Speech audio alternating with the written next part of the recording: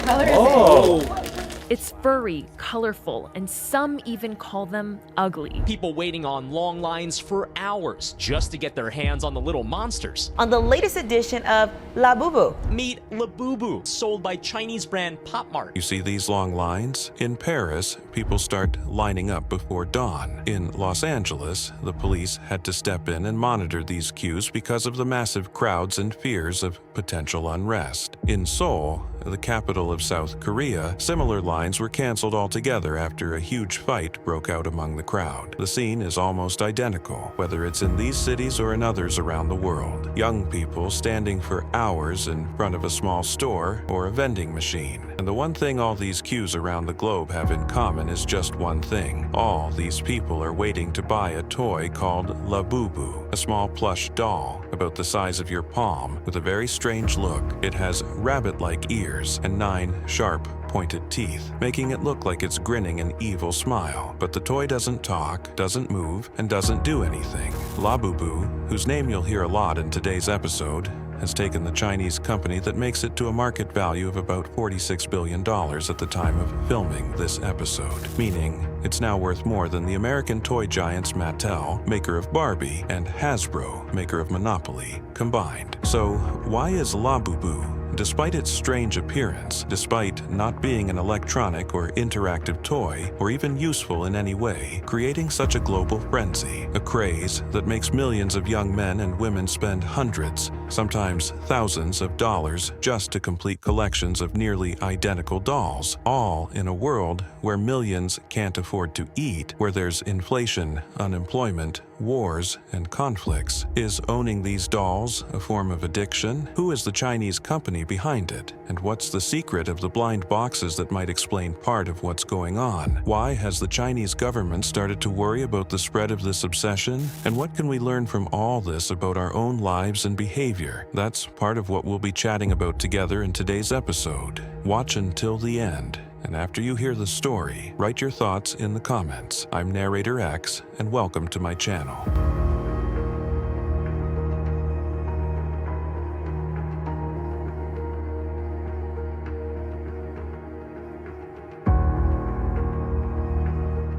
We're going to rewind 15 years back in time, specifically to 2010, to a place often called China's Silicon Valley, Zhongguancun, located in the northwest of Beijing. There, a young Chinese man named Wang Ning, just 23 years old, had recently graduated in 2009 with a degree in advertising from Qingzhou University. He opened a small shop, just 30 square meters, to sell stationery, toys, phone accessories, and a few basic cosmetics. But Wang noticed something strange. His customers would usually buy everything quickly and practically, walk in, grab what they need, pay, and leave. They did this with all kinds of products, except for one.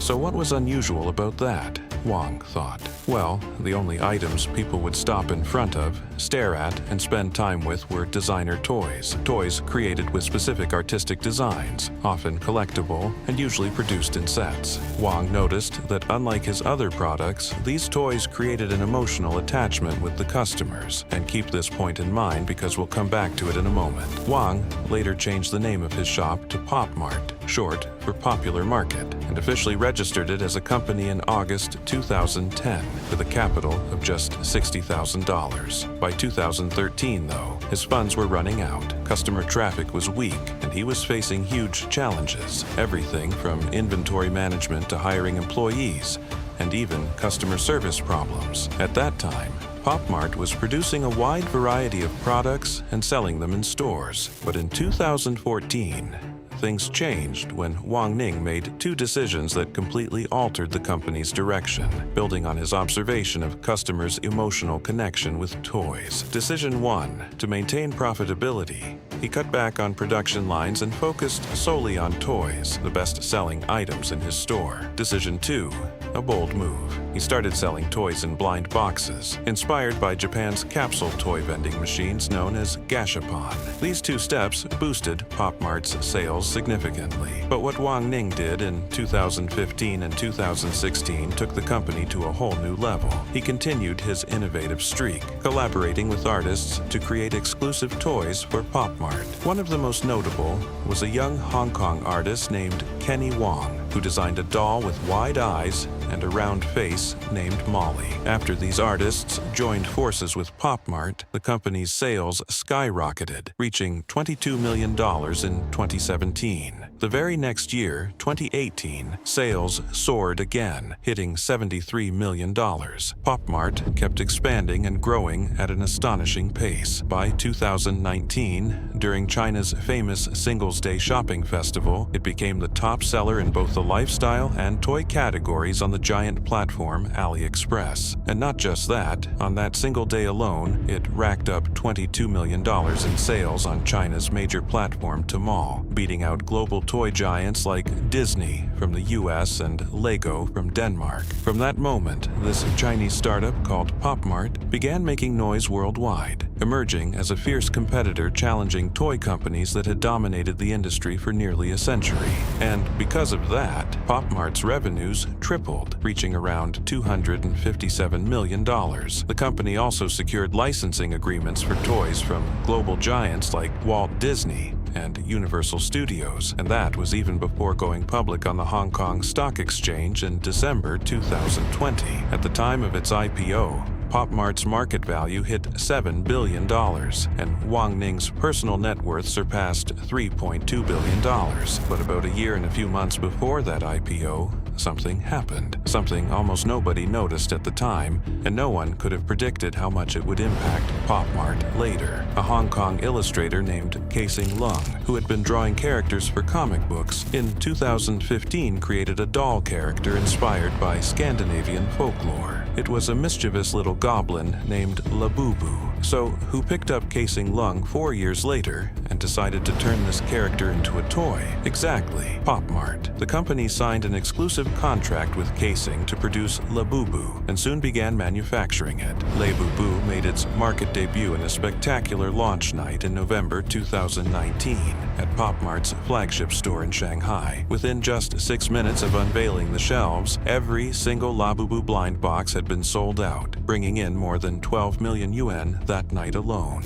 That was the beginning, the spark that ignited today's craze. From there, Labubu's global popularity exploded, a wave that started last year in 2024 and has carried through to now, mid-2025. Labubu has triggered a frenzy among Gen Z and Millennial shoppers across Asia, the United States, and Europe. People stand in line for hours to buy the newest releases of Labubu. Sometimes there are even fights, shoving, and stampedes. And what fueled this craze even more was the appearance of global celebrities spotted with Labubu, like Lisa from BLACKPINK, Rihanna, Dua Lipa, Kim Kardashian, and others. Now, let's take a look at how this global obsession with this strange-looking doll has reflected on the numbers of the Chinese company behind it. Pop Mart's total revenue in 2024 reached $1.8 billion, meaning they achieved a stunning growth rate of about 107%. Labubu alone brought in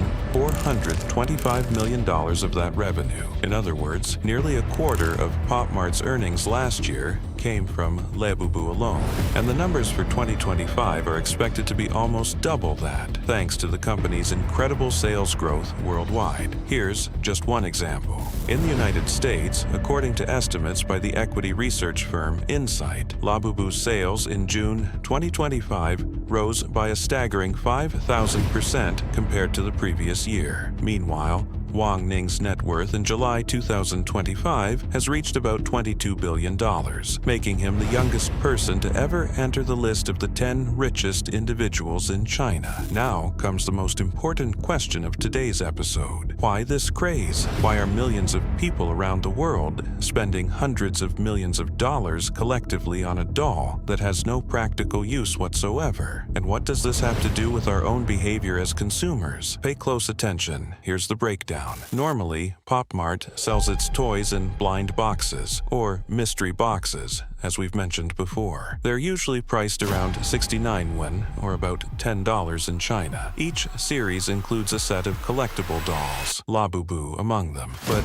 here's where it gets interesting. Secondary markets drive the prices even higher. Some larger Labubu dolls are sold at premium prices, and the rarest, most sought-after editions sell for shocking amounts. For example, just last month in Beijing, a nearly life-sized Labubu doll, considered the rarest in the world, was auctioned off for over 1 million yuan. That's more than $150,000. So, what exactly are blind boxes, and how have they played such a major role in spreading the Labubu craze and multiplying sales? A blind box is a sealed package containing a random toy or collectible from a series. Buyers don't know which item is inside until they open it. This creates an element of chance and surprise, a psychological hook that triggers emotions and drives behavior that's sometimes far from rational. But blind boxes aren't the only reason for the Labubu obsession.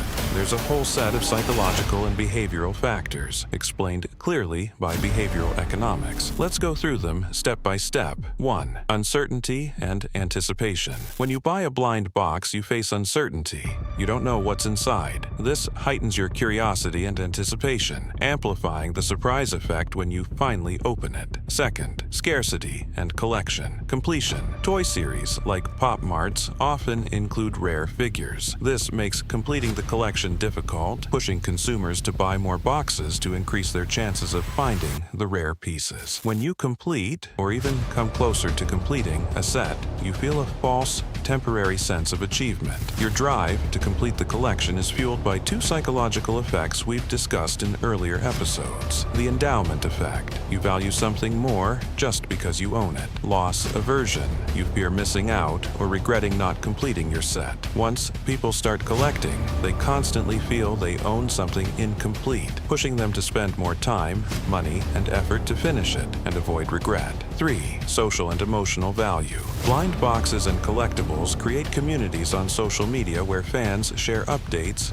trade, and compete to complete sets, like with Labubu. This fosters a sense of belonging and fuels competition to gain recognition. Sometimes, companies themselves, either officially or behind the scenes, help run these groups and fan pages to intensify the hype. On top of that, brands exploit herd mentality. When we see others buying, collecting, or showing off their blind box openings, whether it's content creators making unboxing videos or hardcore fans competing, it pressures us psychologically to join in, reinforcing irrational group behavior. 4. Addiction and gambling psychology. This is the most dangerous part. Repeatedly buying blind boxes feeds a person's craving to land a rare item, creating a cycle of repeated excitement. This is where the gambler's fallacy comes in, the mistaken belief that repeated attempts increase your odds of getting the desired outcome. Blind box buyers think the more they buy, the higher their chance of finally getting that rare doll. This mirrors the exact psychology of gambling. 5. Instant gratification. Another consumer behavior that kicks in is the desire for immediate satisfaction. Opening a blind box gives an instant thrill, a quick dopamine hit, and instant gratification has wide applications in behavioral economics. It's a powerful and dangerous principle that drives many of the bad decisions we make in our daily lives. In fact, instant gratification is such an important concept that we'll dedicate a full episode to it in the future. The key point here is that the instant reward we get when opening a mystery box completely outweighs any rational calculation of value or price. There's also a special marketing trick Pop Mart uses called the principle of scarcity and limited editions. The company constantly releases new versions of the doll, but in extremely small quantities. This creates perceived scarcity, driving demand sky high and pushing resale prices far above the doll's real value. That pressure makes consumers rush to buy quickly, often irrationally. Another factor from behavioral economics that boosts sales is the Veblen effect. So, what is it? It's the idea that the perceived exclusivity and status of Labubu dolls and their distinctive branding increase their appeal regardless of their actual value. And the higher their price climbs, or the more speculation surrounds them, the more people want them. On the other hand, Some analysts believe the lipstick effect is behind Pop Mart's rapid growth. The lipstick effect describes how consumers, who normally buy luxury goods in times of economic boom, shift to spending on cheaper non-essentials during recessions. And by the way, we did a full episode about the lipstick effect. You really should check it out. There's also another important driver, tied specifically to Chinese consumers. Some analysts and economists point to it as part of the explanation for why Chinese buyers in particular are obsessed with Labubu. Jason Yu, managing director for Greater China at the global research group Kantar World Panel, told the Financial Times that toys in China reflect the importance of the emotional economy. Young consumers there seek comfort through products that give them a sense of companionship or company. This is largely because they are the result of the one-child policy of past decades, leaving many of them struggling with loneliness. But studies have also linked excessive blind box consumption to risks like anxiety, depression, and even suicide among psychologically vulnerable consumers. Because blind boxes create addictive behaviors, the health risks are very real. That's why, in China, there's recently been official scrutiny of the blind box phenomenon. On June 20th, the official newspaper People's Daily published a report citing legal experts who called for strict regulations on blind boxes. They warned that these products can trigger addictive behavior, especially among minors. Right after that report was published, Pop Mart's shares fell 3.6% in Hong Kong. But beyond this wave of Chinese regulatory scrutiny, there's another point mentioned in the People's Daily report that many may have overlooked. Labubu's rise isn't just about a doll's global popularity. It actually signals a broader shift in China's role on the global stage. China is no longer just the world's manufacturing hub. It's now also beginning to export its culture worldwide. In the end, I want to say this: the Labubu craze gives us a real-life demonstration of how scarcity, social dynamics, and deep-rooted behavioral biases drive irrational consumption, and how companies can exploit this to build billion-dollar business models. I don't want to keep you longer. If you enjoyed this video, please give it a like and share the video, and subscribe to the channel if you haven't already. I'm Narrator X, and I'll catch you again in the next video.